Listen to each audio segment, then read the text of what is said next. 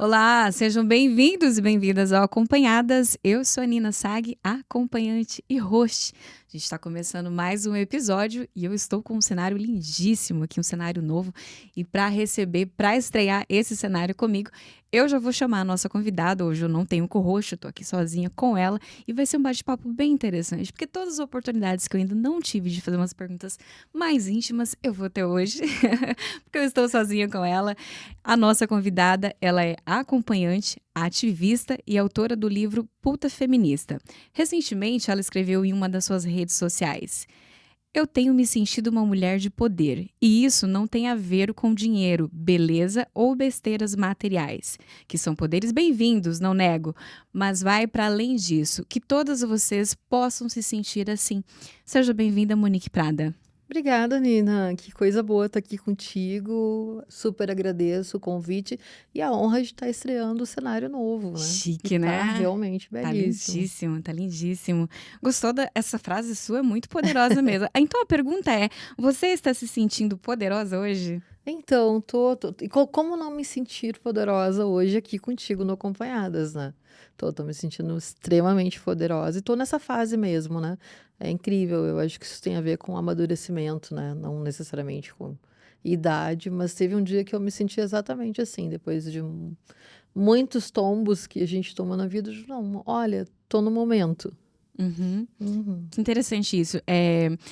Só pra galera lembrar, a gente tem um episódio, nossa primeira temporada, na verdade, quando a gente começou Acompanhadas, ele era feito só no Spotify. E a Monique participou com a gente quando era uma Sim, caverna ainda, era um fonezinho de os ouvido. primórdios do A Mo- Acompanhadas. Era gravado via internet, né? Então Sim, a gente ficava ali do outro lado, só podendo bater esse papo assim, sem ser cara a cara. E depois disso a gente teve a oportunidade de se falar pessoalmente algumas sim. vezes. E teve um momento da minha vida que eu me senti importante, acho que poderosa, com esse mesmo sentimento que você fala, que é um dia, eu já comentei isso em outro evento, que era um dia, não era nem 10 horas da manhã lá no meu Uhum. horário, e eu já tinha batido um papo contigo pelo direct do Instagram, né? A gente tava conversando Sim. sobre uma questão e eu fiquei me sentindo assim, eu fiquei, caramba, eu estou aqui batendo um papo com o Monique Prada pelo direct do Instagram. E de verdade eu me senti poderosa, me senti importante, porque quando eu entrei para trabalhar como acompanhante, eu fiz uma pesquisa de todas as Sim. pessoas que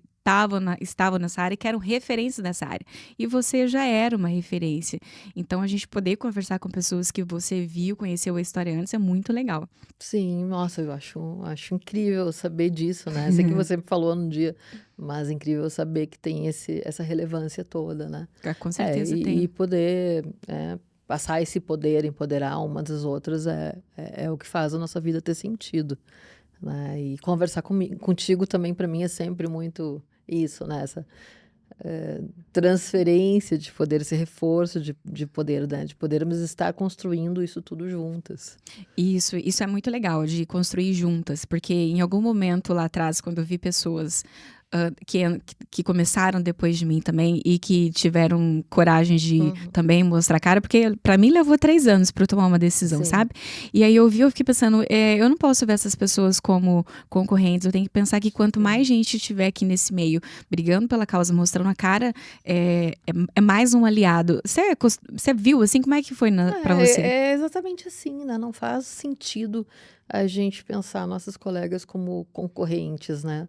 Nesse espaço em que a gente está tentando conquistar cada vez mais Trazer lugares, trazer visibilidade. visibilidade, trazer isso tudo que o Fatal tem, né, levantado Trazido. como bandeira, a nossa atividade como um trabalho mesmo, como um trabalho com dignidade, exercido por pessoas que querem melhorar as suas vidas né? E incluir, melhorar nossas vidas e incluir isso, incluir poder falar do nosso trabalho. E hoje você é uma das maiores referências, né? Acredito, no nosso meio. Quem me dera. Mas eu chego lá. Não, para mim já é. Você está no meio Obrigada. de quem, né, Uhum. defende o nosso espaço. Agora, eu te falei antes da gente começar a gravação que eu já vi várias entrevistas suas e eu sinto assim que eu queria saber mais da Monique, ó, a Monique antes da Monique. Então eu Uhum, vou começar com essa pergunta, assim. Lá atrás você falou pra mim que a Monique existe há 13 anos, né? sim. Você acha, para você, a Monique ela é uma extensão da sua vida pessoal ou ela é uma persona que você criou para falar sobre o assunto ou para trabalhar? Então, de início, a Monique era uma persona que eu criei para trabalhar, não era nem para falar sobre o assunto. Foi um momento diria de aperto, né, na minha vida e pensei: "Bom, vamos construir uma personagem que faça bem esse papel de acompanhante, que tenha uma boa divulgação e que me traga um bom retorno financeiro", e me trouxe, né. Com o passar do tempo, dos anos, nem anos, né, já eram meses, porque eu interagia muito nas redes, enfim, eu escrevia muito, as coisas foram meio que se misturando, né. Então não posso dizer que hoje a Monique é uma personagem, a Monique é parte da minha vida, né, é a minha vida. Aham. As pessoas tendem a achar que a gente cria uma personagem para ser alguma coisa diferente. E Sim, talvez não, né? Talvez inicialmente é só uma proteção, sim. mas depois eu acho que em algum momento isso se mistura. Uhum. Para você é assim? É uma proteção e é incrível que existam atividades, né, onde a gente precisa criar um personagem para ter uma proteção. Uhum. É, por todas as questões que a gente já conhece, de estigma e sim. E sim, a partir de certo momento não tem mais separação, né, você começa a interagir, hã, no nosso caso, né, você no Acompanhadas e na tua, hã, criação de conteúdo diário, você fala muito dos nossos temas, eu também. Então não é como personagem, nós estamos aqui mostrando o que pensamos e o que temos aprendido umas com as outras. É estranho pra você quando alguém te chama por exemplo, se alguém da sua vida pessoal te chama de Monique, isso acontece? E alguém do lado da Monique te chama pelo nome pessoal, já aconteceu de trocar e você dar uma bugada? Eu acho que eu não chego a dar uma bugada, né, mas teve um momento em que, as pessoas começaram a esquecer o meu nome de registro, que aliás, para quem já leu o meu livro sabe que ele está nas primeiras páginas, não é um segredo, mas eu não vou falar ele aqui só para vocês lerem o livro, Verdade. né. Acho que eu existia em muitos espaços onde pessoas da minha vida, né, existiam mesmo, tipo, no meio da política, né. Uhum. Hã, Meu irmão trabalha nesse meio, eu comecei a interagir muito neste meio e às vezes a gente tinha, eventos onde eu estava, a minha família estava, mas as pessoas me conheciam como Monique, enfim. Uhum. Teve um aniversário do meu sobrinho, né, coisa bem pessoal. Que eu fui e todo o pessoal, né, dos partidos de esquerda do Sul e tal, estavam lá e aquilo, me chamando de Monique, e meu pai fala para minha mãe: "Mas que história é essa?" Eles já sabiam? Sim, sim, sim. Uhum. "Por que todo mundo chama ela de Monique?" Bom, é porque hoje, né, é esse nome pelo qual acabo me identificando nas redes, no ativismo, né, na literatura, Uhum. enfim, é isso que acontece. Você chegou a pensar em mudar no do seu documento? Não, não, não Uhum. pretendo mudar no meu documento. Tá. Mas seu nome, a Monique, só existe há 13 anos, mas você trabalha como acompanhante ou sex work, que é um Uhum. termo também que você gosta de usar, bem no início da sua vida adulta. Sim, sim. Como é que, conta pra gente assim, pode ser bem resumido, como que foi esse início até os dias de hoje? Eu sei que você teve pausas também. Sim, sim, eu comecei a atuar como acompanhante, eu tinha 19 anos, né, eu trabalhava numa empresa de importação e exportação, eu ganhava muito pouco, e comecei a observar os anúncios de jornal que nos prometiam coisas bem interessantes. Aí eu comecei a trabalhar como acompanhante numa agência que prometia um salário mínimo e meio por dia, que era o que eu ganhava um pouco menos que isso por mês. E aí eu fui testar, e realmente ela prometia, cumpria com o que prometia, né, de um salário mínimo certo, o salário mínimo era pouco. Uhum. Naquela época, a gente estava no governo Collor, faz muito tempo. Mas aquilo foi um grande avanço de vida para mim, né, que eu já tinha meu filho mais velho, já não morava com meus pais, enfim. Então, por um período eu trabalhei como acompanhante, depois eu me afastei um pouco e Aí você retomou. acontece que em 2009 eu volto, né, já aí com este nome que parece que é um nome que é já meu para a vida, né, Uhum. Monique Prada. E quando você trabalhou inicialmente, tá, tem uma parte teve uma entrevista que eu vi sua, eu acho que, se eu não me engano, foi com uma apresentadora, não vou lembrar o nome dela, é uma apresentadora que já apresentou Casos de Família. Aham, aham. Eu acho ela uma querida, mas eu não lembro do nome dela agora. Você contou que a sua tia, você tem uma tia que já Sim, foi sim, acompanhante. sim. A Regina Volpato, que no Regina fim da Volpato. entrevista ela conta da avó dela, né? Aham. Que também foi uma acompanhante, enfim. Então, a irmã mais nova da minha mãe, né? Minha tia, ela por algum tempo exerceu, né, o trabalho de acompanhante. Era aquele segredo de casa, ela tá fazendo alguma coisa. Uhum. E ela chegava lá em casa com muitos presentes, muito glamour, muito carinho, né? Muito afeto. E isso ficou, né? Ficou aquela coisa marcada na minha memória, entendendo que isso não era a pior coisa do mundo, pelo contrário, que as pessoas que exercem essa atividade também não são as piores pessoas, né? E na sua casa, assim, como que já era esse burburinho a respeito da profissão dela? Enfim, as minhas outras tias, né, e a minha mãe tinham aquele choque, né? Nossa, como pode viver assim? Como chegou, né, a viver assim? Isso foi a minha avó que não criou ela direito, foi a separação dos pais, foi, né? A gente sempre procura Ter uma ter uma justificativa. justificativa. Mas ela era uma pessoa muito feliz nesse período, né? E bem-sucedida. Trabalhou em São Paulo, Rio, enfim.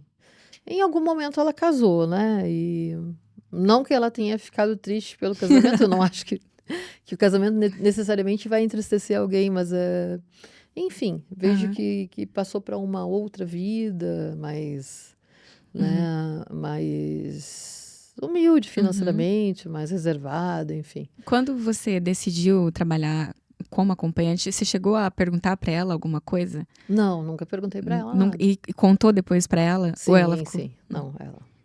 contou? Uhum. Uhum. E na sua família, assim, como é que foi a recepção quando você contou, eles descobriram? Eles descobriram através de uma amiga. Eu relato isso no livro, inclusive. Que foi lá e, enfim, não pôde manter a língua dentro da boca. Foi lá contar para meus pais que estava acontecendo algo comigo. Né? Essa Uhum. amiga depois também se tornou acompanhante. É A amiga que interessante. contou se tornou Sim, sim. acompanhante? Anos depois ela também se tornou acompanhante. Foi acompanhante por alguns anos. Depois Uhum. foi para outros rumos, né? Mas Foi ela que pegou a língua. foi ela. E depois ela chegou a pedir ajuda pra você, alguma coisa assim? Sim, nós chegamos a trabalhar juntas, Olha aí. inclusive, né? É muito Ela louco. pediu desculpa por ter Não, contado? jamais. Ah, que abusada. Jamais, enfim. Mas também não dá para guardar rancor, né? A gente pensa, a pessoa ficou preocupada. Uhum. Ou é uma fofoqueira mesmo, né? Na verdade. É uma preocupação que, né? Aham. Que ela podia ter Aham. elaborado de outra maneira. Tá, em que momento que você olhou para o trabalho como uma profissão e você sentiu necessidade de atuar como ativista para defender a causa das trabalhadoras? Que momento que você se envolveu nesse meio político-social? Então, eu estava num momento de vida complexo, né? Já dentro da Monique, mas né, naquela questão da dificuldade financeira, eu estava ganhando bem, mas começaram a acontecer coisas do tipo, eu fui chantageada por causa disso, né? Uma pessoa me diz, pessoa das minhas relações íntimas, me manda e-mails dizendo, olha, eu tenho acompanhado teu movimento como Monique e tal, né? Não seria legal para o teu irmão, os teus irmãos e os colegas dele saberem, né? Na época eu estava casada e preciso dizer que estava bem casada, então me dizia, não seria legal que os colegas do teu marido soubessem, Caramba. e mesmo o teu marido como se ele não soubesse. Uhum. E aí eu optei por eu mesma então me revelar, né? Até naquele momento não usava fotos de rosto, mas comecei a escrever muito mais sobre como era nossa relação na família e como era a nossa relação em relação ao meu trabalho. Comecei a dar entrevistas para muitos, muitos blogs. Todos Canais. os blogs que me chamavam, eu me abri mesmo, né? Uhum. E ao mesmo tempo eu comecei a ler sobre feminismo e participar, né, de atividades com feministas, enfim, tentar entender o que eu estava fazendo ali. Por que é que esse trabalho, que é só um trabalho, né? Que serve para sustentar minha família. Tipo assim, não estou falhando em nenhum outro ponto. Uhum. E, na verdade, em nenhum ponto. Porque ele causa tanta pressão social, tanta possibilidade de, né, de problemas, de chantagens, porque as pessoas me odeiam tanto por conta disso. Aí eu comecei a querer entender a origem, né, desse preconceito e por que é que eu tinha que andar escondida. Uhum.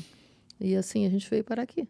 Qual que é as suas referências quando você foi buscar assuntos feministas? Pois então, eu comecei pelo site da Marcha Mundial de Mulheres, né, que acho que é um dos coletivos mais bem organizados no Brasil, enfim. Porém, esse coletivo, se é que dá para chamar de coletivo, toca a pauta abolicionista, né? Quer dizer, defende a ideia de que precisamos acabar com o trabalho sexual. Não entende o nosso trabalho como um trabalho e se posiciona dessa maneira. Mas todo o resto do conteúdo era muito interessante. Uhum. E aí, de repente, eu comecei a ler a posição dela sobre prostituição e entender que aquilo ali não se adequava com nada do que eu tinha conhecido até ali. Tipo, são mulheres vítimas que, enfim, tropeçaram em alguma necessidade, não sabem o que estão fazendo, não têm condição de se colocar no mundo, não conseguem impor limites e não se deve levar em conta o que elas falam. Aí foi um rompimento, né? Uhum. Tipo, com várias das pessoas com quem eu estava interagindo pessoalmente naquela época, eu acho que tinha uma ilusão de que eu poderia ser um tipo de exemplo para me colocar contra o trabalho, enfim. Como de resto, né, muitas colegas acabam caindo nessa armadilha, né? A gente teve por bastante tempo, tem uma companheira que eu admiro muito, que eu gosto muito, que foi muito amiga, que faleceu há pouco tempo, né? Que coordenava a Associação Mulheres à Luz e se colocava como uma pessoa contra aquele trabalho, né? Por uma questão, para mim, de cooptação, né? Por um discurso que é violentíssimo com as mulheres, violentíssimo com as trabalhadoras sexuais, mas é muito socialmente aceito. Precisamos acabar com esse trabalho. Né? Não precisamos dar direitos, não temos que dar direitos, não precisamos que elas tenham uma vida melhor, mais tranquila, mais segura, não, precisamos, né? O E, discurso dela era que acabasse, mas essas mulheres que atuam iam fazer o quê? pois então, É. né? É. Anos depois, em muitos debates, eu tive uma participação no seminário da Rede Oblata, que é uma rede uma rede religiosa que trata só dessa questão, né? E procura trazer várias opiniões sobre isso, né? E tinha um ativista uruguaio, abolicionista ferrenho, e dizia, né? Porque no Uruguai a atividade foi regulamentada, uma regulamentação sanitária no começo do século passado, e reclamava por mais repressão, né? Ele disse, as casas não são legais, tem que fechar e tem que acabar com esse trabalho. E eu perguntei para ele, tipo, não, eu discordo de você, mas digamos que eu concordasse, vamos acabar, a partir de hoje não há mais prostituição e tal. O que eu digo para as minhas colegas fazerem? Para onde elas vão? Como Eles que não elas vão têm uma se resposta sobre sustentar? isso. Ele Uhum. diz, não, mas elas poderão continuar fazendo seu trabalho. Mas como? Acabou, ó, entende? Acabou. Está propondo que acabe. Eu preciso dizer para onde elas têm que ir amanhã trabalhar. É aquele tipo de enigma, é uma Uhum. questão sem uma solução, e eles não têm uma solução, eles não propõem uma solução, eles, Porque né? se você quer resolver um problema, se você acha que isso é um problema, se você quer resolver, você tem que dar uma solução. Sim, Então não dá tem só que dar um pra, né? encaminhamento, né? Ué. Imagina, pensando em termos de São Paulo, são milhões de mulheres fazendo essa atividade em todos os nichos, né? Os mais humildes, os mais eh, bem remunerados. Uhum. Então, vão para onde? Exatamente. O que eu faço amanhã? Não sei. Uhum. Só tem que Eu acabar. só sei que, né, é errado o teu trabalho e tem que. Então não tem uma. Tá, o seu livro que chama Puta Feminista, qual que é a dificuldade, assim, Por que que você acha... Por que que não? Você acha não, eu sei que você está muito bem embasada para explicar isso. Por que que as mulheres que se dizem feministas, aquela feminista raiz, ela é contra o trabalho sexual? Olha, isso é uma coisa que elas de fato podem responder, né, mais por elas, mas a gente não pode tirar dessa discussão É, o fator moralismo. o argumento é qual que elas mais usam? O argumento é que a prostituição é um trabalho inventado pelo patriarcado, que oprime mulheres, enfim. No entanto, A gente vive numa sociedade machista, né? O matrimônio é uma instituição inventada pelo patriarcado, inclusive complementada pela prostituição, porque é essa coisa obstinada de combater a prostituição, mas você nunca vai ver elas fazendo protestos em frente de igreja nem dia de casamento. Então é muito difícil não pensar num ponto de vista conservador, né? Claro que eu entendo que a prostituição também é uma instituição conservadora, né? Tanto quanto o matrimônio, tanto quanto andam juntas, então. Mas a gente está aqui para mudar essa sociedade, não tá? E a gente vai mudar essa sociedade oprimindo mulheres que já exercem esse trabalho e que têm seu ponto de vista. Elas não costumam levar o ponto de vista das trabalhadoras sexuais em conta, né? Exatamente, mas eu sempre vi como uma ideia de libertação, é justamente uma liberdade, você se libertar do patriarcado, Sim, como o corpo é meu e sou eu que mando. Ah, a igreja falou que é proibido, que é pecado? sim, Dane-se, eu quero fazer o que eu quero com o meu corpo. Eu acho que isso é libertador pra mim, sabe? sim, sim. Então eu não entendo isso de achar que, não vou, porque é como se, estão usando o meu corpo. Seria nesse sentido? Elas acham Eu acho que. que faz um pouco de sentido isso, porque elas colocam a questão de que, né, o cachê, o valor, o pagamento, ele compra o consentimento, não entendendo que não é o valor, não é isso que compra o teu consentimento, aquilo compra o teu tempo, né? O consentimento é uma outra questão, Ai, é né? isso, E é um pouco do nosso papel enquanto também, né, trabalhadoras sexuais, e posso te chamar de ativista de algum modo? sim, sim. Então, conseguir levar as mulheres que estão começando nesse trabalho a ideia de que uma coisa é o tempo, outra coisa é o consentimento, e é você que põe as regras, Uhum. né? Quando eu comecei, eu não tinha essa compreensão, e eu vejo as mulheres começando sem essa compreensão, e nós, né, umas pelas outras explicando, olha, as coisas não são assim, você não tem que se submeter, você tem que impor as suas regras, né? E aí sim chega nessa parte que você fala de liberdade, né? Sim. E isso é uma dificuldade, essa pauta de você estar trabalhando com o seu tempo, sua atenção e não o seu corpo. As pessoas têm uma dificuldade imensa em entender essa parte da profissão. A ideia comum é que a partir do momento que alguém paga para você alguma coisa, tem direito de fazer o que quer e não é. Recentemente, um videozinho meu viralizou lá no Instagram e eu fiquei, assim, horrorizada a quantidade de homem e algumas mulheres que escreveram exatamente: tá pagando, não tem Uhum, direito de falar nada. sim, E assim, é uma ideia absurda em pleno o tempo que a gente vive, de entender que é o seu tempo. sim. Então, nesse sentido, assim, hoje você acha que é mais o público feminino que tem que entender isso, ou é mais o público masculino, ou é igual? Tem alguma diferença?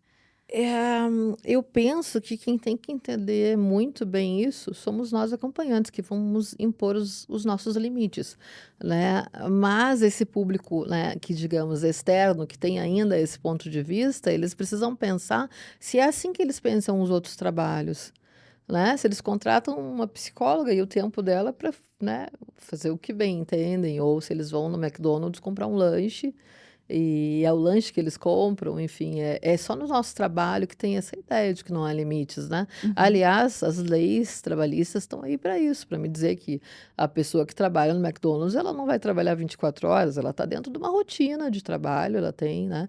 E acho que a ideia de não permitir que isso seja regulamentado, debatido, discutido, também tem a ver com isso, né? Com eles quererem impor essa ideia de que estão, né, nos pagando e nós temos que Se adequar a nos eles. adequar ao que eles estão pedindo, né? Uhum. O que na nossa rotina a gente sabe que não é assim. É, E eu acho que essa ameaça também, entre aspas, né, velada, de, nossa, não pise nesse lugar porque você vai ser obrigada a fazer qualquer coisa. Eu acho que isso tem a ver muito com assustar as mulheres que não pisaram e não vão pisar nesse lugar, né? Tem uma antropóloga argentina, a Dolores Juliano, também faleceu recentemente, que fala muito disso, do papel do estigma para controlar os comportamentos das outras mulheres, né? E quando outras mulheres jogam na nossa cara que não, eles fazem o que quiserem com vocês, é justamente porque elas foram convencidas de que aquele lugar é muito perigoso. né? De que os homens vão acabar com a Aham, gente e aham. tal, não sei o quê. E como a gente vê, né, pelas estatísticas, o lugar onde isso ocorre, sem pôr, né, em contraposição a ambos os lugares, é o matrimônio. Né? É justamente onde não deveria ocorrer nenhuma violência, onde a sociedade diz que é um lugar seguro para as mulheres, né? É dentro do casamento, dentro de casa, enfim. Mas é no lar que acontecem as maiores violências, né, contra mulheres. Maiores, principalmente se elas forem dependentes Sim, financeiramente, né? Aí a justificativa é, mas eu que te banco. sim. E, Aí sim vale essa frase, está pagando, pode fazer tudo, né? Mas também não pode, né? É da nossa exatamente. não diria obrigação, mas da nossa consciência enquanto mulher, também libertar essas mulheres que têm essa, né, visão, que estão oprimidas por essa visão dentro dos casamentos, de que, né? Mas você tocou num ponto importante que é falar sobre, quando a gente fala muito aqui sobre a questão de educar o mercado, educar a profissão, Uhum, na verdade, né? Educar no sentido de levar esse tipo de conhecimento que você falou, as mulheres entenderem que não é o corpo, é o tempo, para sim, elas não sofrerem dentro da profissão. É por isso que ela tem que entender isso. E sempre que alguém vem me perguntar no Instagram, dica para se tornar acompanhante, uhum, eu não gosto de dar, porque eu acho que a pessoa tem que estudar por conta própria. sim. Então, quer uma dica? Estuda, busca conteúdo e tudo mais para você entender essas coisas, para não ter que sofrer uma violência, para você não colocar em situações que você vai se desgastar emocionalmente. Lá no seu início, assim, como que foi para você entender que existia um limite? Ou você já entrou com essa cabeça de que, beleza, aqui tem um limite, eu não vou deixar ninguém ultrapassar? Ou você foi aprendendo isso na profissão? Então, eu já entrei um pouco com esse limite na cabeça, né? O sexo casual não era uma novidade para mim, era uma coisa que me atraía muito e que eu já praticava sem pagamento. E acho que na primeira ou segunda entrevista, na segunda agência que eu trabalhei, na verdade, a gente teve uma conversa sobre isso, sobre limites, né? O que que se pode, o que que não se pode. O dinheiro é um fator limitador também, sabe que para algumas práticas, né? Você vai cobrar mais, enfim, e que você não é obrigado a fazer tudo. Acho que foi a primeira coisa, né, que a agenciadora me colocou. É isso, você impõe o seu limite, claro, respeitando o tempo que a gente combinou, respeitando a ideia de que, bom, a gente está ali para fazer sexo e para ter um encontro agradável. Porque você sabe que muitos clientes também não estão ali para fazer sexo. Não. Uhum. Estão ali para Estão outros ali por uma motivos. companhia, por uma busca de afetividade, enfim. Então, essas primeiras conversas já me botaram muito no lugar sobre isso, né? Interessante. Uhum. Uhum. Acho que foi uma informação importante ali no início, Sim, né? sim. Que entender esse papel de, ok, há um limite sim, não é qualquer coisa, qualquer coisa. Agora, curiosidade assim de espectador de fora mesmo. Você já se apaixonou dentro da Dentro do profissão? trabalho, não, nunca. Nem, por nenhum Por cliente? nenhum Caramba. cliente mesmo. Eu acho que Mas, são momentos agradáveis e tal, mas que eles têm o seu limite, o seu limitador, enfim. Para mim, essa pergunta é muito recorrente, mas é meio como quando a gente pergunta para uma analista ou uma massagista, vamos pensar, uma atividade que lida com, né, sentimento e cérebro, e outra que também lida com o corpo. Você já se apaixonou por algum paciente? Não, não é? Não acho que seja uma coisa proibitiva. aham. Mas o modo que eu sempre lidei não. Eu tenho muita. Primeiro, muito respeito pela intimidade das pessoas, né? Uma coisa que eu sempre coloco. Quando já estou numa outra relação, né? Não necessariamente de trabalho, eu digo, olha, eu nunca vou te perguntar muitas coisas, porque eu fui aprendendo com o tempo a não ser invasiva, né? Eu acho que isso mantém um certo limite, né? Uhum. Aham. É interessante quando fazem essa pergunta, porque assim, eu tenho que fazer, lógico. Uhum, E eu sim. também, lógico, vou ficar curiosa pra saber. Eu já me apaixonei umas 2 vezes. Uhum, Mas é assim, ó, não é uma coisa normal a gente se apaixonar também, porque quando você tá no meio, numa empresa, por sim. exemplo, numa empresa grande, acontece Acontece. a secretária se apaixona pelo colega, Uhum. dentro de uma escola, professores vão se envolver, às vezes, se for uma faculdade, pode acontecer professor, professora se envolver com acadêmicos. Então, não é... E é um meio que tem muita intimidade, mas Sim. muita gente acha que porque tem muita intimidade ligada, você vai mexer com... Você vai ter toque, vai lidar com o corpo, com uma outra intimidade muito além da que num outro trabalho já existe um outro limite, né? Então é interessante a curiosidade das pessoas sobre isso, mas é impossível a gente não perguntar. Mas, e amigos, assim, teve clientes que viram amigos na sua vida pessoal? Tenho muitos amigos, muitos Que viraram? viraram amigos. Quer Tá. dizer, que conheci como clientes e viraram amigos. E assim, não acho proibitiva a paixão, mas Uhum. não sei, não cabe Não no meu modo de ser, né? Mas e se tivesse acontecido, e se tivesse acontecido e se tivesse sido recíproco, você acha que deixaria acontecer? Deixaria rolar? Não, eu acho que eu deixaria rolar. Enfim.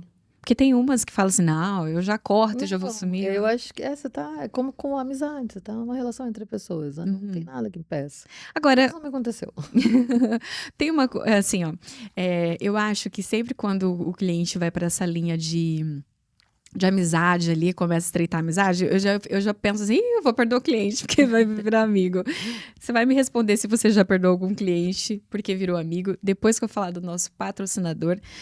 Você que já nos assiste sabe que o nosso patrocinador é o Fatal Model, o maior e melhor site de acompanhantes do país.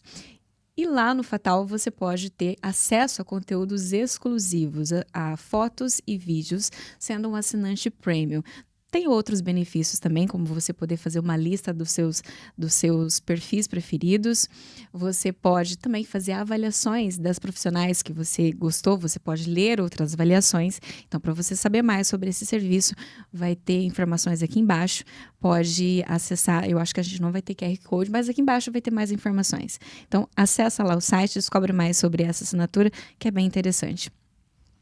Agora, voltando aqui, tá, você já percebeu, eu falei dos clientes, né? Teve algum cliente que você percebeu, assim, que, tava virando amizade, você chegou a cortar alguém, assim, pra não virar amigo e perder o cliente? Ou você deixava acontecer? Eu nunca cortei, porque eu também nunca fui uma pessoa de ter muitos clientes fixos, né?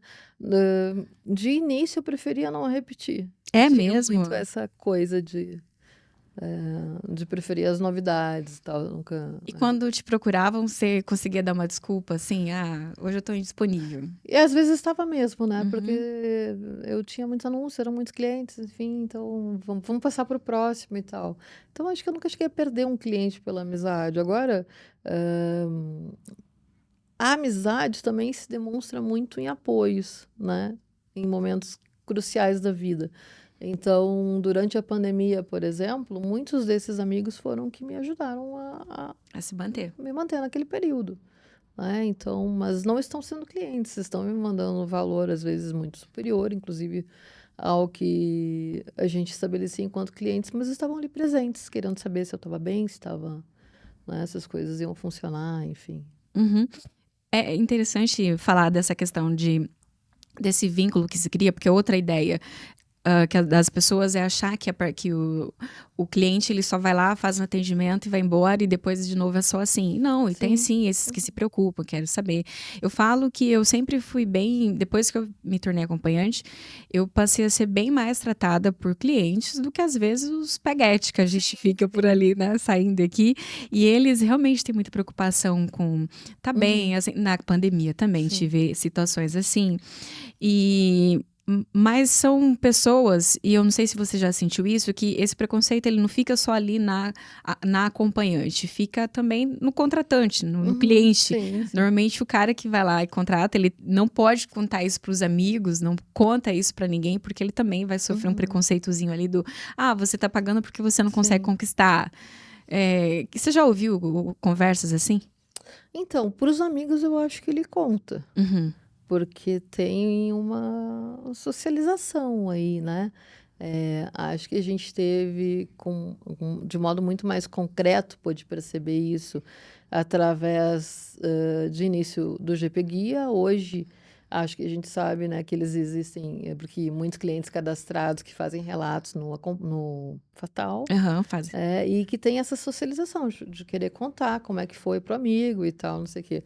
Mas na sociedade, não, né? Na sociedade, ninguém, né, contrata esse tipo de serviço. É impressionante como será que esse tipo de serviço se mantém, Né? né? Na sociedade, num jantar de família, não, enfim. É sempre essa.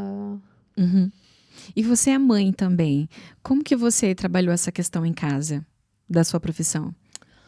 Olha, eu acho que isso foi muito natural, assim, acontecendo, né? De explicar conforme a maturidade de cada um deles, onde é que eu estava indo, o que eu ia fazer, que essas pessoas, né, existem, e principalmente depois que eu comecei a dar entrevista e escrever, né, e muito compartilhar com eles, que já eram adolescentes, quase adultos, depois adultos, enfim. Eu acho que para pessoas importantes, que você tem como importantes na vida, a gente não mente, né, Uhum. e até para entenderem que eventualmente iam estar sofrendo preconceitos, como já sofreram, né, e poder se defender deles. Então, é assim que as coisas foram indo. Tem que ter um direcionamento ali da nossa parte, né? Porque chega lá fora, Sim. essa é uma preocupação que eu sempre tive com a minha filha e que até hoje eu escuto de mulheres que vêm ali nas redes sociais perguntar como que você, né, Uhum. lida com essa questão. Muitas têm medo de perder a Sim. guarda por conta e não perde, se desde que não esteja misturando as coisas. Mas essa orientação de fazer o seu filho entender, lógico, a partir do momento que ele tem a idade para isso, que a sua visão da Uhum. coisa. Uma coisa que eu fiz questão de deixar claro para minha filha que era não é uma não era uma necessidade, era uma opção. Ó, eu Sim. posso ir fazer tal coisa, mas eu não quero. Eu quero Uhum. fazer isso aqui. E ela, ok. Sim. Para você, você teve que ter essa conversa para eles entenderem que local, que lugar que você estava nisso? Eu acho que eu nunca tive essa conversa, né? Até porque, se for uma necessidade, se eu só puder fazer aquilo, também não vejo um problema nisso.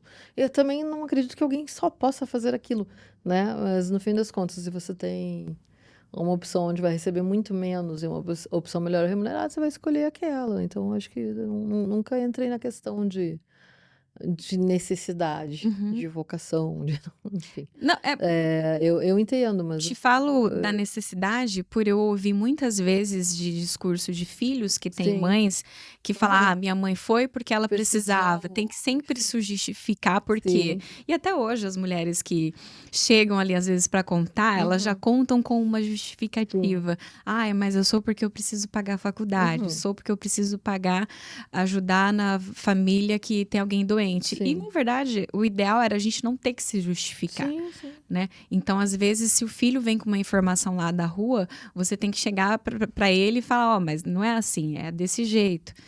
Eu senti que eu tinha necessidade de explicar isso para minha filha, porque eu sabia que ela ia ouvir por parte, talvez até da outra família, da família do pai, que Uhum. poderia ser esse discurso de, ah, é Sim. porque ela precisa, ou ah, é assim. Então, Não, não o é. que te põe num lugar para a sociedade É, talvez mais digno, mas então, enfim.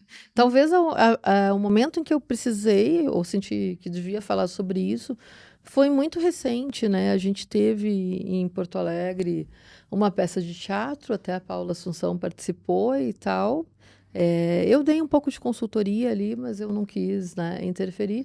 E algumas das cenas elas captaram o discurso de uma acompanhante que traz as coisas de um modo muito, muito violento e para mim sem sentido. Para mim, quem se sente daquele modo na profissão deve mudar de profissão, né? Então eram umas cenas, você não assistiu a peça ainda, mas quando você assistir uhum, vai, me falaram um né? pouquinho. É isso. Essas cenas em que ela falava que só pensava nas contas, que saía do corpo para atender, que se sentia suja. Na minha opinião, e por isso eu acho importante a gente cada vez mais estar construindo coisas sobre o nosso trabalho nós mesmas, eu não levaria aquelas cenas, né? Eu considero que quem se coloca nessa posição e tal está numa situação em que precisa, né? Nesse caso, talvez até ser salva, né, e ser encaminhada para um outro trabalho, porque isso não é Mas saudável, né. Então, e aí eu fui com meus filhos assistir, né, e tal, e a gente precisou falar um pouco dessas cenas, né, tipo assim, o quanto isso não tem que refletir a maioria, né, o quanto se pode fazer qualquer trabalho de modo digno e o quanto, se colocar desse modo é uma violência consigo mesmo. E que é interessante que esse tipo de cena, se a gente estivesse fazendo uma peça, sei lá, sobre empacotadora de supermercado, motoristas de Uber, elas não estariam presentes. Mas enfim, né, e tentar entender que, bom. Mas em qualquer outra, o que me indigna nessas coisas, Uhum. quando conta essas coisas violentas, aí aquele sofrimento, Aham. e beleza, eu respeito. O que me indigna nessas conversas é que em qualquer outra profissão que você estiver infeliz, achando que se você levanta da cama, se você já tem que levanta deprimido porque você está triste, porque tem que ir trabalhar, né? Você tem que sair, Sim, né? Não tá, ah, não, mas vai se sustentar como? Cara, muda. Sempre tem um jeito de mudar, assim. sim, Mas é muito mais fácil a gente dar justificativa que, ai, tem isso e aquilo para pagar e nunca fazer nenhuma sim, mudança, mas sim, passar a vida toda reclamando. Então, em qualquer outra profissão que as pessoas estão infelizes com ela, vai ter essa reclamação, vai ter aquela que se sente abusada verbalmente, o abuso psicológico. sim.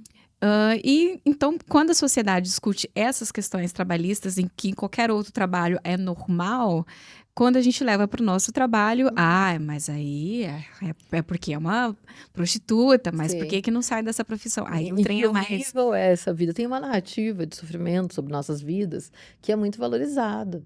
É muito mais do que uma narrativa sobre ser um trabalho comum, Uhum, né? Que muitas e muitas e muitas mulheres exercem, nem todas contam, inclusive, né? Então, essa valorização desse sofrimento, né? É, é eu desnecessário. acho que é até absurda, mas eu acho que ela ajuda a captar recurso, inclusive. É. Né. Não Inclu- não podemos mostrar esse trabalho como se ele fosse possível para todas as mulheres. Então essas cenas especialmente eu Não eu curtiu. eu lamento, mais do que não curtir, eu lamento que estivessem ali, até porque a gente está mostrando essa obra para, né, para os nossos filhos, para uma sociedade que tem um preconceito gigante com o nosso trabalho, enfim.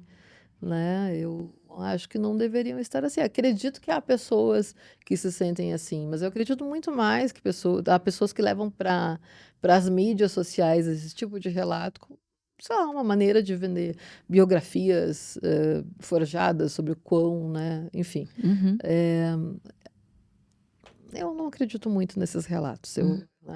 eu fico com outros. A Gabriela Leite, ela falava que ela falou isso em alguma das entrevistas dela, que ela chamava de prostituta, vou usar esse Sim, termo, que as prostitutas não deveriam contar, compartilhar sobre a vida delas, porque isso era o que mantinha aquela coisa velada da profissão, o segredo das sim, profissões. E aí eu fico pensando, se ela fosse viva nos dias de hoje, sim. ela morreu em 2013? 2013. Né? O que que ela estaria achando da gente, ou talvez ela já teria mudado de opinião também. E ela falava isso, que a profissão ela tinha que continuar com seus segredos. E quando eu comecei a trabalhar, eu pensei exatamente, quer dizer, depois de ter visto os argumentos tudo, eu pensei, não, é o contrário. Uhum, Você tem que mostrar que você é uma pessoa normal e tudo sim. mais, para as pessoas entenderem e não ter tanto preconceito. Então, agora sobre a Gabriela Leite, eu queria. Você conheceu ela pessoalmente? Não, eu não conheci ela pessoalmente, a gente trocou mensagens pelo Twitter. Eu nunca tenho certeza se ela usava o Twitter na época da campanha dela, ou se alguém, algum assessor estava fazendo aquela campanha, mas eu consegui trocar ideias sobre como acompanhar, como apoiar a campanha. Eu não a conheci pessoalmente. Uhum. Tá. Mas Eu eu achei que. acho que ela, no decorrer desses 10 anos, já teria mudado de ideia sobre isso. Eu entendo que para vender o serviço de acompanhante, o mistério pode ser essencial, né? Até porque tem muitos clientes que não gostam de ver a gente, assim, como gente como a gente, que fala, que tem opinião, que Aham. critica, que, enfim, que tá, É. né? Tem, Tem. tem muitos. Que também vão ter que mudar de opinião conforme a gente vai, né, se colocando. Mas enquanto, né, pessoas que querem que a sociedade nos veja de um modo menos estigmatizado, não tem como fazer isso sem, Sem falar. Sem Como é? falar, sem mostrar, bom, nós somos assim, temos uma vida assim, né? Eu sou como você, eu sempre falo isso, né? A minha atividade, no teu caso, é a mesma, mas nos outros casos, nós temos só uma atividade diferente das outras pessoas. Não há os nossos objetivos são os mesmos, né? Nossas vidas são muito parecidas, agora somos perseguidas, né? Você falou a questão dos filhos. A gente teve semana passada, retrasada, uma atividade com a Comissão de Direitos Humanos da OAB do Rio de Janeiro sobre infância. E algumas pessoas começaram a comentar e nos atacar nas redes, porque é um absurdo que pessoas que defendem o nosso trabalho fizessem parte de uma atividade sobre crianças, como se nós não tivéssemos nada a ver com crianças, não tivéssemos filhos, família, que cuidar dos nossos, que cuidar dos nossos direitos e direitos deles, né? Então, a gente tem que bater de frente com essa visão, né? Não dá para viver nesse segredo, né? Esse personagem misterioso, quando a gente quer pensar nisso. E você falou da questão da guarda, eu te diria que há 20 anos é uma coisa que eu acompanhava e tal, e que o risco seria muito menor. Hoje eu tenho perto de mim, no Rio Grande do Sul, 3 mães que perderam, de fato, a guarda por pela questão absurda do seu trabalho, Uhum. Eu, né? é, A Gabriela por mesmo, mais que não deveria, mas se perde sim. sim, Se pegar um juiz ainda conservador ou uma sim, juíza uma juíza. conservadora, Sabe, num dos casos que a gente acompanhou, a mãe perdeu a guarda das 2 crianças para o pai e foi condenada a só, né, a visita assistida, né? Eu concordo que o comportamento, não em relação ao trabalho sexual, mas outras questões dela, às vezes era um pouco arriscado, questão de drogadição, enfim. Mas o pai jamais levou as crianças para essas visitas. Ele jamais recebeu alguma punição. Até que em algum momento a atual companheira dele engravidou e ele desistiu das crianças. Pronto, devolveu, simples. Sabe, não tem uma preocupação real com essas crianças que estão passando, né? Pelo que eles consideram que é uma situação absurda, que normalmente não é, normalmente são mães trabalhando, sustentando seus filhos. E o pai descobre uhum. e acha que, né, para punir São, o são comportamento da mãe. Não, e são mães que normalmente elas atendem em outros locais, né? Motéis, hotéis, casas de massagem, e que elas têm um cuidado muito maior com os filhos. Ela sabe que ela vai ter um tempo ali para separar para estar com eles. Sim.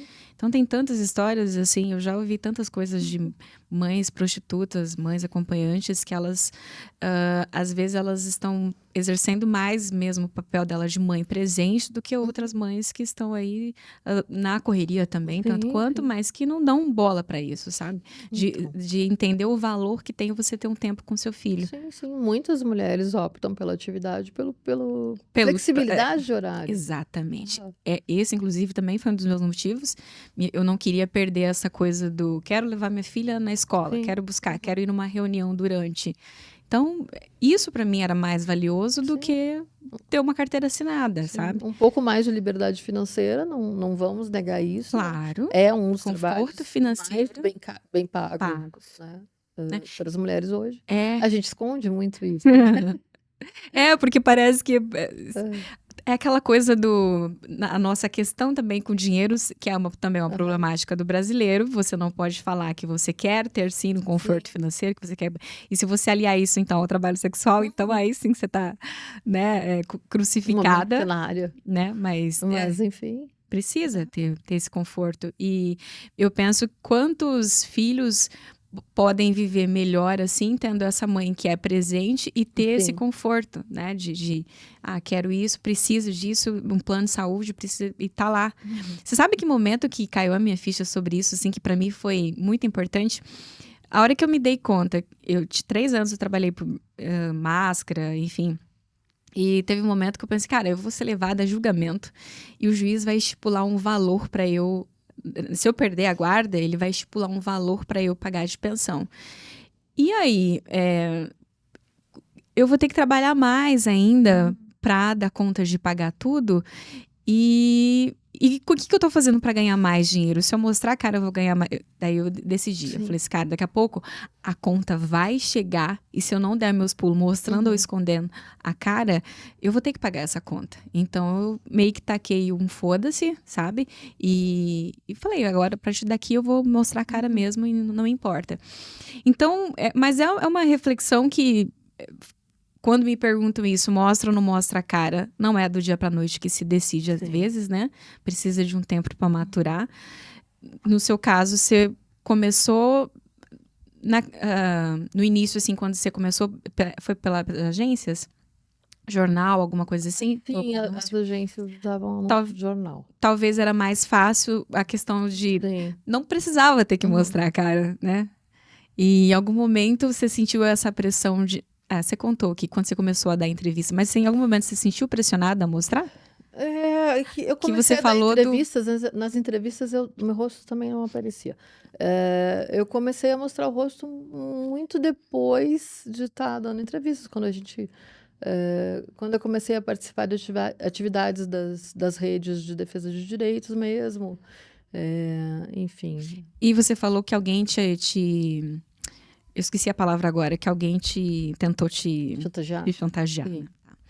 Então não é Mas mesmo assim, né, eu me revelei dizendo que bom, né?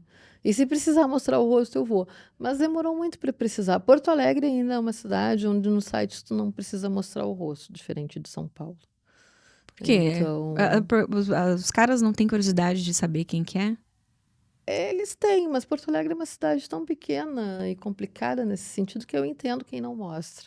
Interessante. Já tem muitos sites Uhum, que é só corpo, assim. Então tem uhum. aquela curiosidade de saber quem é, tem aquela pressão de, né, de quando descobrir quem ir atrás, enfim. Mas aqui, por exemplo, é interessante isso, né? Como que são as regiões. Aqui em São Sim. Paulo, quando alguém daqui vai para o interior, lá em Cuiabá, eu já atendi muito paulista, eles pedem, na época eu não mostrava, mas quando eu não mostrava, pedi uma foto de rosto. E aí eu falava, não, você pode mandar a sua, mas eu não vou te mandar a minha. É interessante, né? E é interessante que as gaúchas também vinham para cá, há 10 anos, e botavam foto de rosto, como se a gente fosse mais livre e a internet não tivesse em todo o mundo, né? E é interessante essa coisa de É, viver as escondidas. mas eu tava olhando o site esses dias, alguns sites, assim, no geral, e hoje em dia muita gente mostra o rosto. Só não estão lá na internet, participando de causas e tudo mais, e ninguém tem obrigação mesmo não, mas muita gente mostra Sim, lá hoje é nos bem mais sites, tranquilo. né? Muito mais. Agora, colocaram uma pergunta aqui que eu achei muito interessante, que quando me perguntam eu falo que eu não sou de nenhuma, mas eu queria muito saber se você é. Se você é, ou o que você acha? Se é de uma... A prostituição é uma pauta de direita ou de esquerda? A prostituição em si parece que é uma pauta de todo mundo, né? Você vai ver direita e esquerda aliadas na questão de segurar direitos, de impedir direitos, né? Não só no Brasil, mas para exemplificar no Brasil, hoje o único projeto de lei que a gente tem tramitando é o 377/11, do pastor de direita, deputado João Campos, né, que defende o modelo implantado na Suécia em 99, que é o mesmo modelo que as feministas ditas radicais de esquerda defendem. Então, eu acho que é uma pauta que une direita e esquerda na hora de, né, impedir avanço de direitos, né? E Tá. a gente vai ver isso fora do Brasil também. Esse projeto, ele visa regulamentar ou acabar? É um tipo de regulamentação, né? Repressão também é regulamentação, né? Ele visa criminalizar a contratação de serviços. Entendi. E aí, nesse caso, a direita e a esquerda estão juntos ali. Sim, é meio assim, não, as mulheres porque têm necessidade, elas têm o direito de cobrar, mas elas acabam sendo perseguidas porque os contratantes não podem contratar. Quer dizer, não, é zero sentido. É claro que é um projeto baseado em hipocrisia, né? Na Suécia, ele está muito longe de ter conseguido acabar com a prostituição. Ele foi implantado no momento em que estava sendo também chegando a internet e as mulheres estavam saindo das ruas, né? Então, Eu não tenho os dados aqui, mas sugeriria que as pessoas pesquisassem, né, o quanto aumentou o número de mulheres tidas como prostitutas naquele momento na Suécia, para um número de pessoas, de mulheres que eles têm como prostitutas hoje. Né? A partir da chegada da internet. A chegada da internet também facilitou muito que a gente pudesse fazer essa atividade. Né? Quem está fazendo um apanhado sobre essas leis e estatísticas e números é a Pi Jacobson. Eu debati com ela em 2018 aqui, que é uma ativista sueca que acompanha a questão, né, da Suécia e por que esse modelo é falho. Esse modelo só visa perseguir mulheres, né? Quando você pensa que aquelas mulheres legalmente são incapazes de decidir por si, perdem com muita facilidade lá a guarda das crianças, tem casos relatados bem complicados, enfim. Você não tem direitos civis se te descobrem uma trabalhadora sexual na Suécia. É meio que querem trazer para cá. As leis sobre esse trabalho, para mim, desde que eu comecei a estudar elas, na maioria dos casos, elas servem para isolar a mulher que faz esse trabalho. Né, para que ela não contamine outras com essas ideias. Isole ainda Nesse mais, né? sentido, né, faz muito sentido a ideia que tu pensa sobre liberdade, né, do trabalho da trabalhadora sexual. Né? E você acha que tem algum modelo lá fora que caberia aqui no Brasil, que funcionaria pra gente, sobre regulamentação? Então, o modelo que a gente tem defendido é o de descriminalização.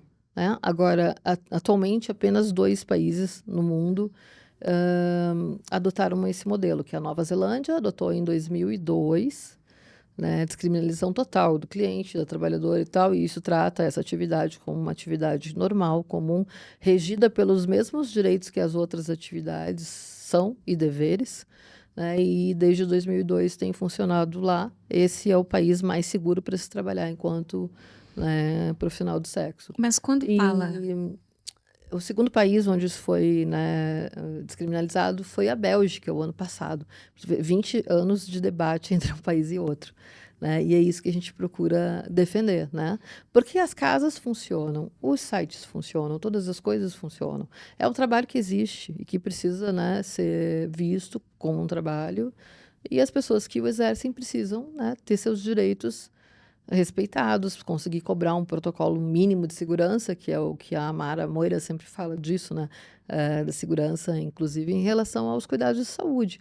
Né? Porque aqui a gente teve as trabalhadoras sexuais envolvidas na educação da sociedade em relação à prevenção do HIV desde sempre. Assim, os movimentos começam a surgir um pouco antes da epidemia, mas há 30 anos já que o Ministério da Saúde trabalha com essas mulheres nessa educação. E, ao mesmo tempo, a gente segue a margem de direitos, sendo perseguidas e vistas como, né, vetores de doenças e problemas para a sociedade. Quando, na verdade, é um exército de pessoas que acaba evitando problemas para a sociedade. Né? Nossa, se as pessoas soubessem a quantidade de clientes que vêm querendo fazer, né, fazer sem preservativo. Sim. E que o quanto as profissionais, elas são extremamente exigentes Sim. com o uso do preservativo. Então, nossa, eu acompanho alguns grupos ali, como você também deve acompanhar, e assim, eu vejo as meninas revoltadas com isso e com toda razão, Sim. porque é a sua saúde. E como é que esse cara, que na maioria das vezes é o casado, ele não lembra, né, que ele vai levar isso lá para a esposa. Homens que fazem proposta para, às vezes, nem que ele seja independente, se ele é casado ou solteiro, mas fazer uma proposta de pagar mais para não aceitar o uso do preservativo. Então, é uma coisa assim ridícula, sabe? Vocês estão comentando para mim aqui a questão da Holanda? Tá. Tem uma pergunta sobre a Holanda?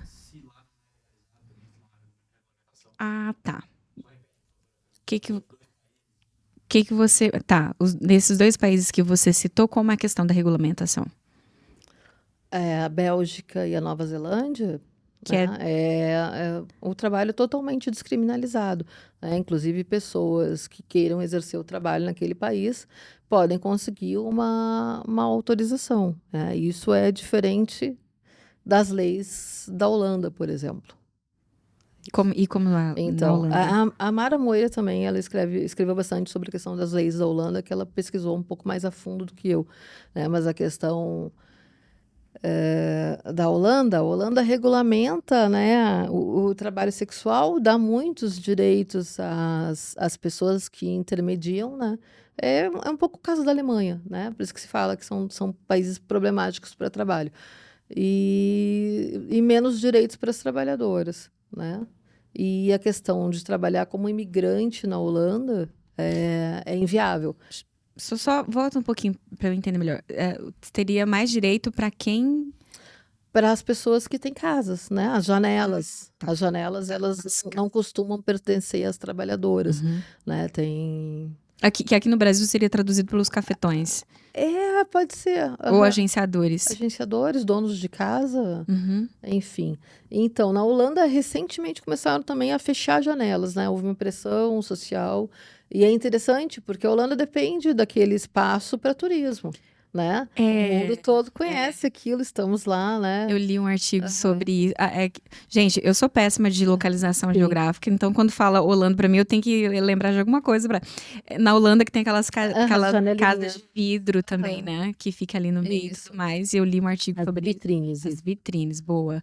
Que em algum momento foi lá na pandemia que eles tentaram fechar, não foi? Um pouco antes da pandemia já estavam tentando fechar. Eu tenho algum material no mundoinvisível.org traduzido sobre isso. Já estavam fechando as janelas, tipo assim, mais de 100 janelas foram vitrines, né, fechadas naquele momento. Os donos das janelas foram indenizados, mas as profissionais que ali trabalhavam não foram, né, e ficaram sem espaço de trabalho, começaram a trabalhar em lugares mais perigosos, a rua.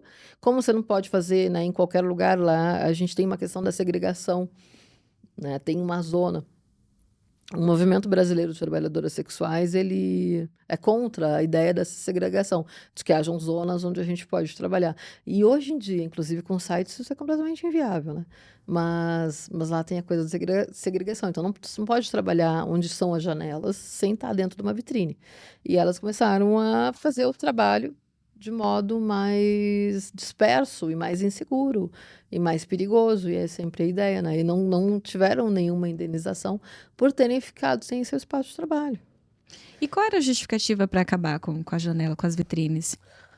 Você lembra? Eu cheguei a ler uma entrevista que a prefeita na época deu sobre Sim. isso, mas eu de Era uma verdade não lembro. campanha, né, para... Eu não me lembro a justificativa, mas Eu acredito até que a justificativa era bem evidentemente uma questão de política, de lógico, e, né, moralidade, de tornar o... Mas é interessante essa moralidade, porque não se pode acabar completamente com as vitrines, porque o turismo sofre com isso.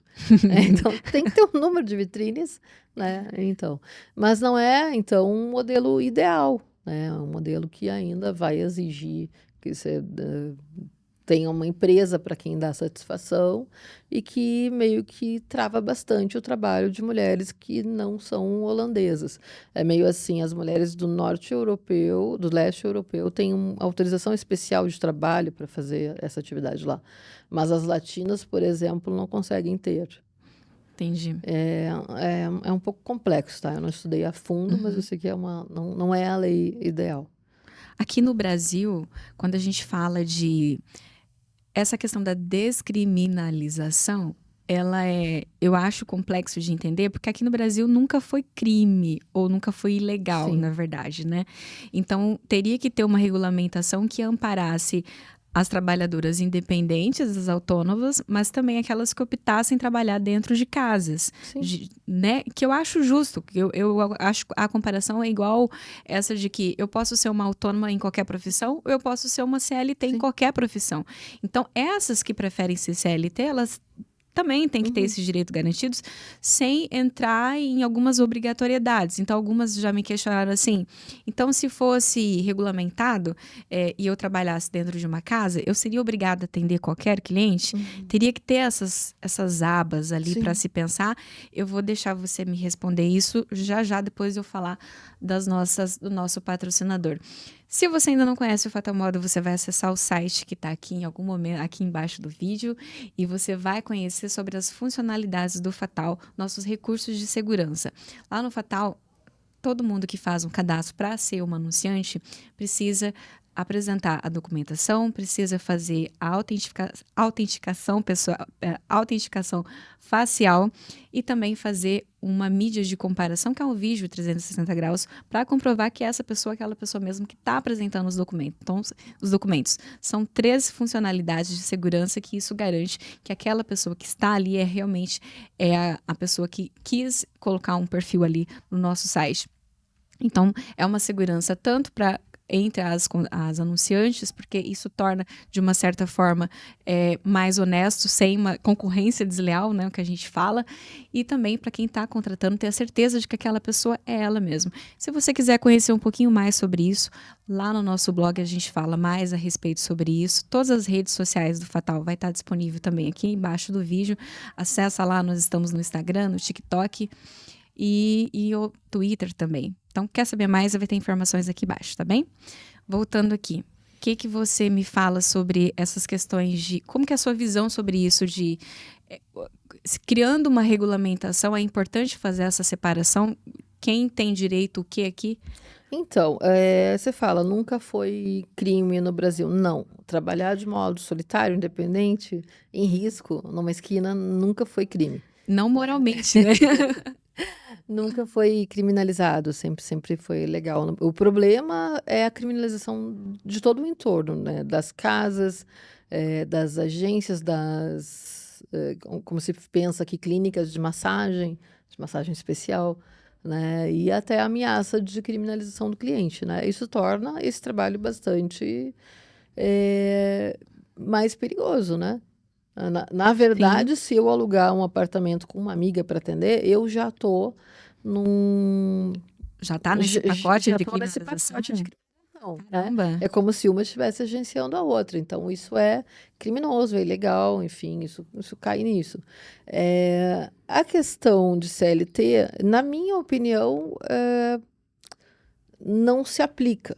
Né, não se aplicaria. Eu acho que, na opinião da maior parte das pessoas, né, que pensam esse tema, não se aplica a ideia de CLT. Por quê? Porque a CLT te dá muitos direitos, mas também te dá muitos deveres, como, né, um horário mais fixo, dias mais fixos, e nem todas têm essa coisa de trabalhar sempre no mesmo lugar. Enfim, é uma coisa que a Indianara Siqueira me convenceu disso, que CLT não é um modelo ideal para isso. No entanto, e aí a gente teve muita discussão dentro do movimento e segue tendo, são as profissionais mais do Nordeste que me trazem essa questão, de que muitas vezes trabalham por 20 anos numa casa, por 25, 30 anos numa casa, e não tem nenhum direito, nenhum respaldo, nada que garanta, né, férias, 13º, fundo de garantia, essas coisas, né? Então, talvez para algumas modalidades a CLT pode ser aplicada e para outras é melhor não. Então, acho que ele tem que ter essa flexibilidade, como em relação a outros trabalhos, né? Que a gente pode hoje exercer por MEI e por CLT também. Então... E aí, a gente fala de novo da questão de educar. E quando a gente fala educar, não é só a questão moral e de limites e tudo mais, mas tem tudo isso por trás, assim, uma rede de burocracia que a trabalhadora deveria entender justamente para ter essa análise, fazer essa análise crítica, se qual é o melhor para mim, né? Sim. É isso que você falou de passar 20 anos trabalhando no mesmo local. Realmente é uma situação que... Como que você faz? Sim. Porque se ela vai trabalhar ali de forma independente, é interessante então que ela tenha uma educação no sentido financeiro, no sentido de documentação ali e tudo mais, para ela saber gerenciar aquilo mais. Sim. Só que toda vez que a gente fala de educação no Brasil, dentro dessa classe, parece que a gente está sempre fazendo apologia em relação ao trabalho. E não é. É essa necessidade de você educar essas pessoas, levar conhecimento para essas pessoas que estão ali, justamente para elas não serem abusadas de nenhuma forma. Então, essa questão, eu também acho que... E assim, ó, de longe eu não tenho essa capacidade de opinar como vocês têm, porque vocês estudam muito mais o assunto, mas eu vejo a necessidade de algumas meninas que falam assim, mas eu preferia trabalhar numa casa, porque daí ela sabe que a casa, às vezes não, a casa que vai trazer o cliente, a casa que vai fazer um marketing ali para trazer mais pessoas e tudo mais. E ela não quer fazer isso, às vezes ela não sabe, ela não quer ter que aprender a fazer essas coisas. Mas realmente Mas e daí? Quando chegasse um cliente que, ok, teria também ali umas regras que limitasse também o que esse cliente poderia, o que não poderia fazer, né? E aí também tem que pensar nisso. Por coisas, agressões ali de violência que ocorre dentro do atendimento, não ser visto apenas como uma violência contra a mulher, mas como uma questão à parte dentro do trabalho. Sim, Tem tanta coisa para se pensar, né? sim. E você acha que a gente está mais perto ou mais longe de conseguir uma regulamentação? Nesse momento a gente está mais longe, né? O único PL que propunha isso, ele nunca foi à votação, foi definitivamente arquivado já há alguns anos e não será, né? Não tem essa possibilidade de ele ser desarquivado, né? No momento as redes discutem modelos, mas daí a ter alguém que leve essa pauta adiante, que tenha coragem de levar essa pauta adiante e levar uma proposta de regulamentação, corre um longo caminho, né? Isso aconteceu com Gabeira, depois aconteceu com João Willis, que junto com, né, Gabriela tinham esse acordo um com o outro, né? Quem for leva as pautas do outro e foi muito atacado, enfim. E hoje em dia o que eu vejo, né? A gente não tem mais um governo extremamente conservador. Mas nesse momento, por exemplo, a gente não tem conseguido diálogo nem com o Ministério da Saúde, que era tradicionalmente o espaço de diálogo das trabalhadoras, o único. Né? E nesse momento a gente está, inclusive, com esse diálogo cortado. Que Porque é dirá, uma bancada conservadora? a bancada é conservadora, mas parece que, em certo sentido, o governo está assumindo esse conservadorismo, né? Então, achar alguém que queira, mesmo a gente tendo hoje já 2 travestis no Congresso, achar alguém que queira topar essa, né, pauta,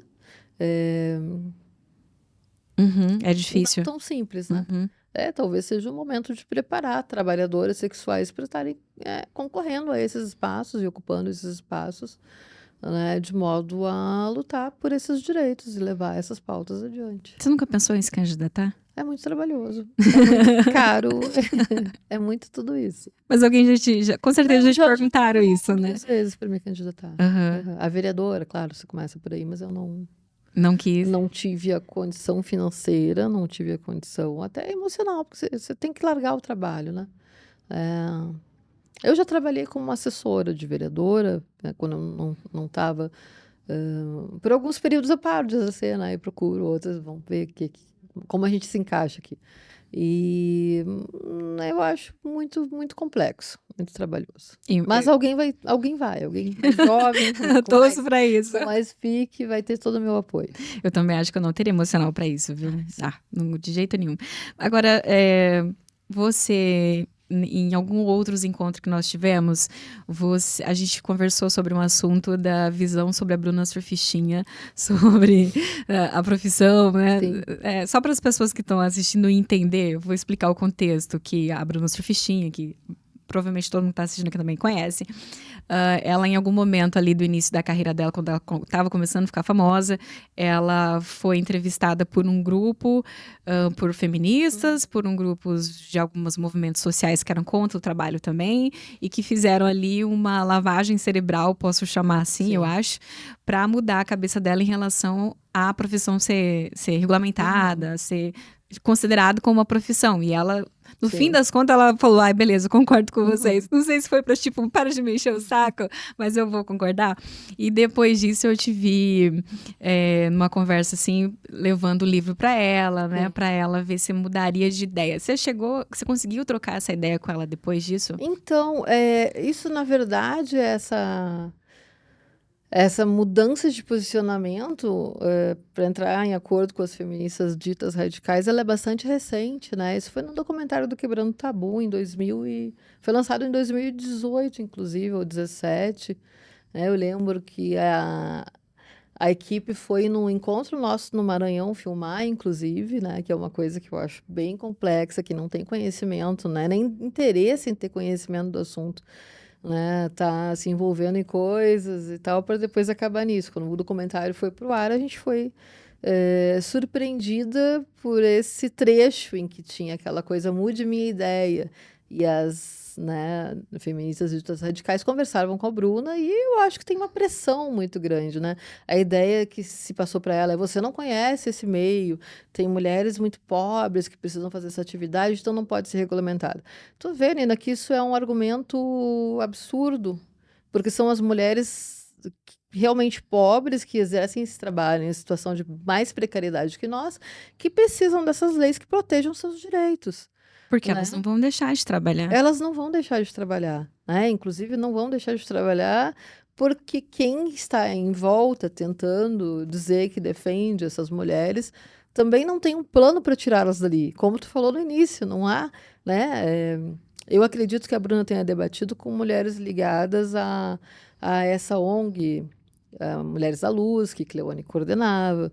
Eu sempre colocando que Cleone é um grande exemplo para mim de uma mulher forte que lutou por direitos de um jeito diferente do meu, né? Eu não concordo com o ponto de vista dela, né? Mas Mas eu reconhece. preciso sempre reconhecer tudo que eu pensava dela, tudo que nós trocamos, tudo que nós tivemos de amizade, inclusive em memória de Cleone.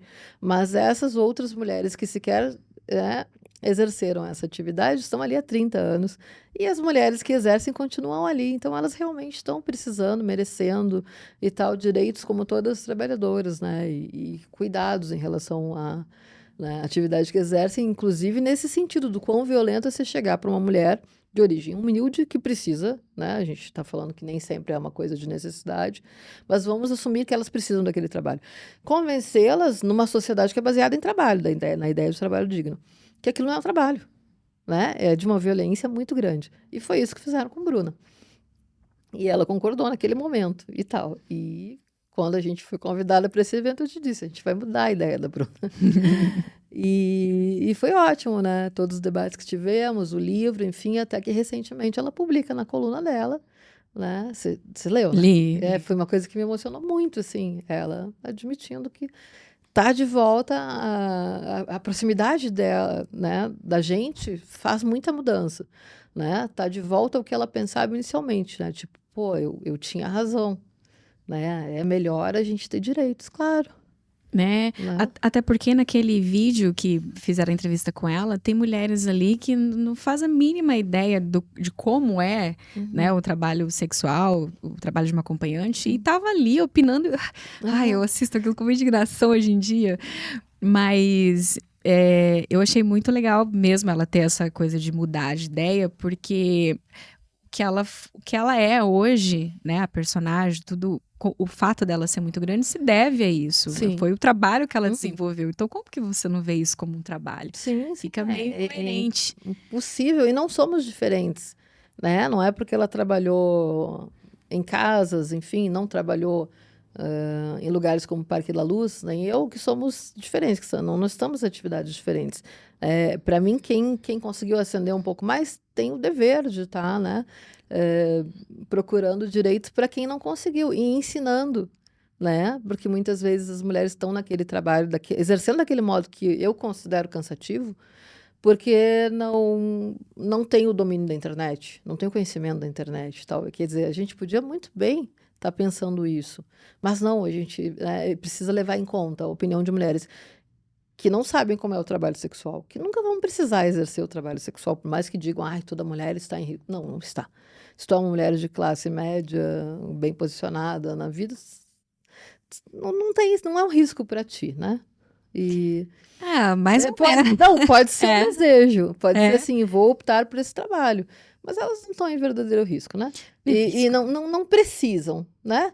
E aí tirar das mulheres que vão continuar considerando que elas precisam, né, os direitos, e o direito, inclusive, de melhorar aquela vida como acompanhante, é muito cruel. Então, mulheres conseguem ser cruéis umas com as outras. E eu fico muito feliz. E a Bruna, ela tem essa posição, ela é uma referência, né?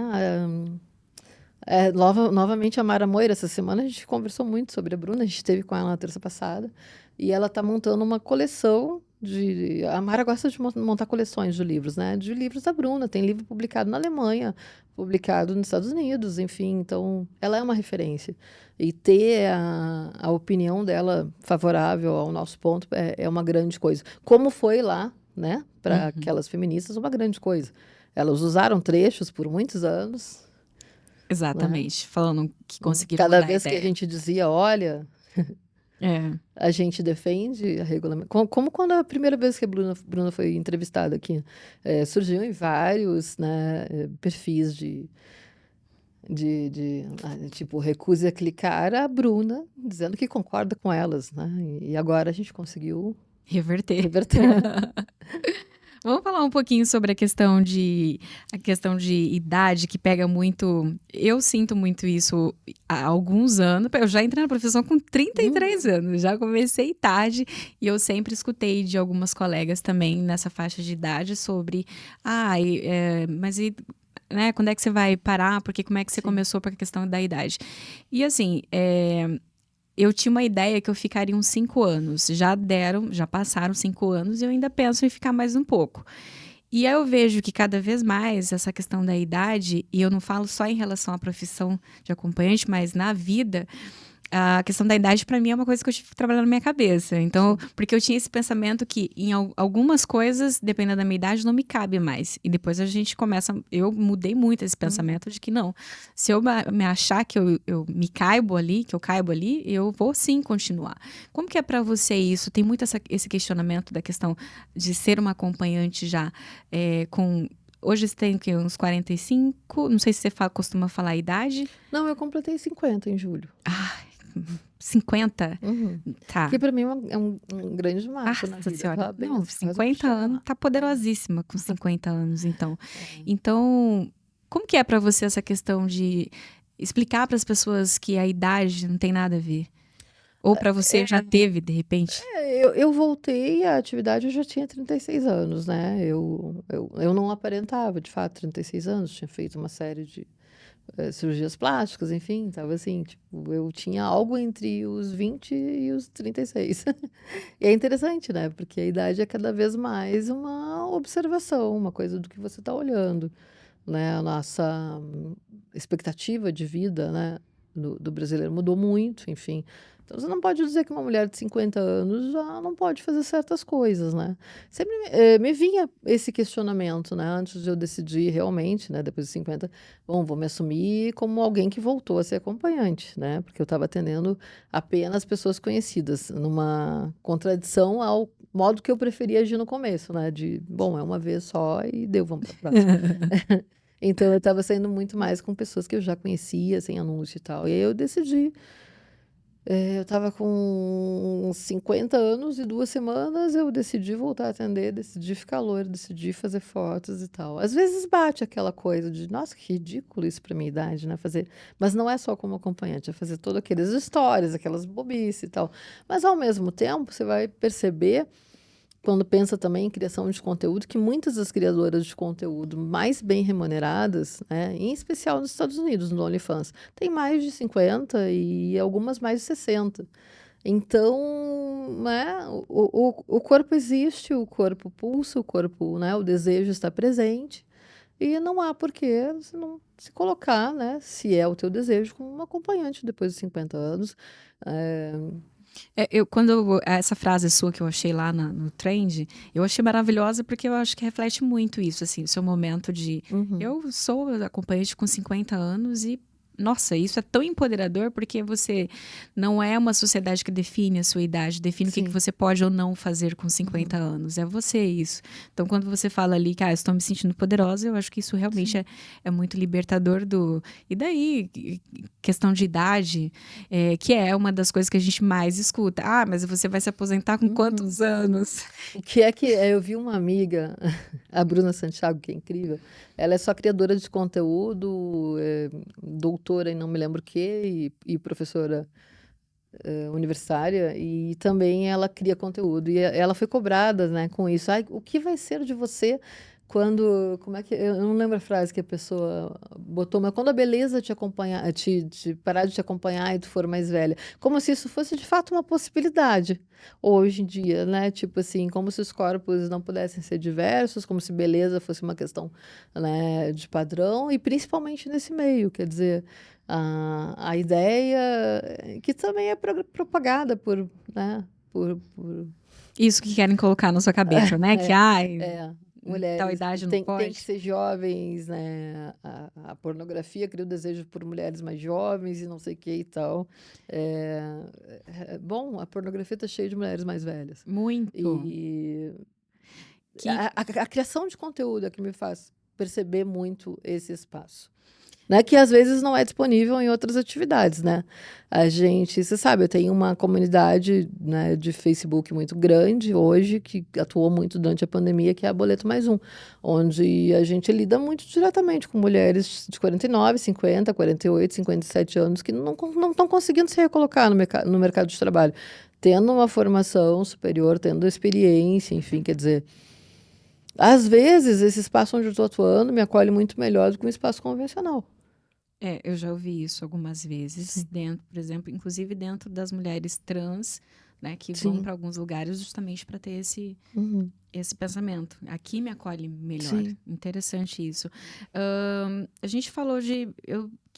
Queria muito falar hoje contigo muito mais sobre questões suas pessoais. Eu sei que você traz essa questão do ativismo muito forte nas suas redes sociais, mas a Monique ali, as suas vivências, suas experiências como acompanhante, eu sentia falta de ouvir isso. Não perguntei tudo, eu ainda tinha algumas perguntas que eu queria saber de coisas mirabolantes, aquelas perguntas de prática que todo mundo fica. Ah, já fizeram alguma coisa muito esquisita com você? Já te pediram algo muito esquisito? Deixa eu ver aqui se dá tempo de eu fazer só mais umas perguntinhas antes de dar os finais. Tá, pra gente fechar de um papo mais divertido, assim, já teve coisas mirabolantes que fizeram que você pensou, não, acho que eu não quero, e outras que você tenha topado e foi legal? Então eu sempre penso muito nisso, né, talvez eu seja uma pessoa muito sem graça, que não acha nada engraçado, acha tudo, né, eu acho que é coisa mais, não chega a ser mirabolante, mas curiosa desse período como Monique, é uma semana em que eu praticamente atendi só anões. Sério Eu não isso? acho que a gente tem que ter um preconceito por isso, mas aquilo era muito Mas, curioso, porque o primeiro não me avisou, o segundo também não, e me deu a impressão que eles estavam conversando entre si. Eu mas digo, foi tipo coincidência, foi uma assim, coincidência. eu não sei se foi uma coincidência esse ponto, eu acho que eles estavam me indicando entre si. E eu achei isso incrível. No quarto eu pensei, não é possível, gente. Uma Tem semana alguma tendo... coisa. Não, vários seguiram sendo, né, meus clientes, né? Isso foi já faz um ano já, faz uns anos já. Mas aquilo foi uma coincidência que não é possível. Deve ter um fórum de anões onde me indicam. E muitos são meus clientes até hoje e tal. E essa semana foi uma semana curiosa. Digo, nunca perguntei se foi indicação, mas não é possível. Que interessante. Que eles não fossem amigos entre si, não tinha... Enfim, Aham. É bem peculiar, bem né? peculiar. Numa semana. Ai, deixa eu ver se tem mais alguma que eu deixei de fazer aqui. Me fala alguma coisa que tem alguma pergunta, algum questionamento que durante as entrevistas ninguém te faz e que você talvez quisesse trazer para discussão? Acho que não, acho que já me perguntaram milhões de Já tive um coisas. monte, né? Muito tanto tempo dando entrevista, mas fica essa curiosidade. A gente tem uma brincadeira aqui que chama Rapidinhas. Eu acho que naquele primeiro episódio já tinha, né? Acho Com que sim. você, acho que já tinha. Mas essa rapidinha hoje ela tá mais leve, assim, eu diria mais descontraída. Me fala, deixa eu só ver aqui que eu tô com um card aqui que tá diferente. Você, se você pudesse, se hoje tudo que existe sobre a Monique Prada tivesse que deixar de existir, tivesse que ser apagado, e você só pudesse ser lembrada por 3 coisas, quais são essas 3 coisas que você gostaria de ser lembrada? Nossa, que pesado. 3 coisas ainda, né. Eu acho que eu gostaria de ser lembrada pela minha escrita, pelo meu desejo de mudar o mundo e por tudo que a gente conseguiu construir nesse sentido, entre as acompanhantes nesse período em que eu comecei a atuar, né. Me fizeram uma pergunta similar essa semana passada, né, se tudo que eu fiz foi planejado para chegar em algum, espaço ou foi sem querer. Não, eu fiz isso com um propósito, que era mudar o nosso mundo. Não dá para mudar muita coisa, mas a nossa parte do mundo a gente está fazendo. Que legal isso, interessante. E uma lição que você deixa? Uma lição para qualquer pessoa. Procure enxergar as pessoas para além do que tu pensa que elas são, né, eu acho que essa é a grande lição que a gente costuma deixar. Nossa, grande lição mesmo, que É. a gente precisa exercer todos os Uhum. dias. Muito legal isso. Gente, eu quero te agradecer pelo espaço, pelo tempo que você nos cedeu aqui para conversar um pouquinho mais com você. Eu queria realmente que essa conversa ela fosse um pouquinho mais descontraída, Sim. mas lógico, as suas conversas, seus diálogos sobre a militância no trabalho é sempre importante. Para você que assistiu, chegou aqui até o final, nosso muito obrigada. Eu fico por aqui, nosso muito obrigada, Monique Prada, e até o próximo Acompanhadas.